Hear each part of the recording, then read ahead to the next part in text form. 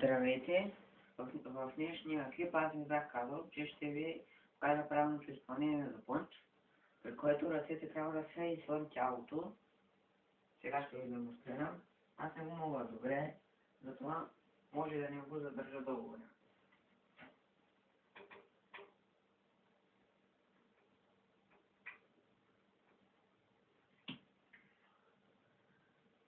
Това не беше толкова дълго, затова ще ви демонстрирам още веднъж.